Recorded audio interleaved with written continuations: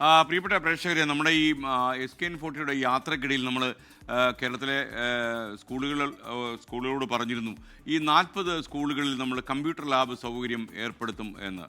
അപ്പോൾ അത് ഇപ്പം നമ്മൾ ശരിക്കും ഈ നമ്മുടെ കെ ചിറ്റപ്പള്ളി ഫൗണ്ടേഷൻ്റെ പിൻബലത്തോടെ ഈ 40 സ്കൂളുകളും കമ്പ്യൂട്ടർ ലാബ് കൊണ്ടുവരാനായിട്ടുള്ള കമ്പ്യൂട്ടറൊക്കെ വാങ്ങിച്ചു കഴിഞ്ഞു. അപ്പോൾ സൗകര്യങ്ങളൊക്കെ സെറ്റ് ചെയ്യുന്ന ഒരു വേളയിലാണ് അതിൻ്റെ സംസ്ഥാനതല ഉദ്ഘാടനം Kochi Thrikkakara government higher secondary സ്കൂളിൽ നടക്കുകയാണ് ഈ മറ്റന്നാൾ വ്യാഴാഴ്ച. അപ്പോൾ അതിൻ്റെ ഒരു പ്രൊമോഷണൽ ട്രെയിലർ കാണിച്ചു തരാം. യഥാർത്ഥത്തിൽ ഈ 40 പള്ളിക്കൂടങ്ങളിലേക്ക് ഇത്തരം കമ്പ്യൂട്ടറുകൾ എത്തിക്കാൻ കഴിഞ്ഞതും അവിടെ ലാബ് ഉണ്ടാക്കാൻ ശ്രമിക്കുന്നതും ഒക്കെ നല്ല സന്തോഷമുള്ളൊരു കാര്യമാണ്. കുട്ടികൾക്കൊക്കെ ഈ ആധുനിക സൗകര്യങ്ങൾ ലഭിക്കട്ടെ എന്നാണ്. സ്മാർട്ട് ലാബിൻ്റെ ഭാഗമായിട്ടാണ് ഈ കെ ചിറ്റലപ്പള്ളി ഫൗണ്ടേഷൻ്റെ പിൻബലത്തോടെ നമ്മളിത് ചെയ്തിരിക്കുന്നത്. അപ്പോൾ 24-ഉം കെ ചിറ്റലപ്പള്ളി ഫൗണ്ടേഷനും തോളിൽ കയറ്റി നടത്തുന്ന മറ്റൊരു യജ്ഞമാണിത്. കേരള ജനത ഏറ്റെടുത്ത ലഹരി വിരുദ്ധ കേരള യാത്ര SKN40.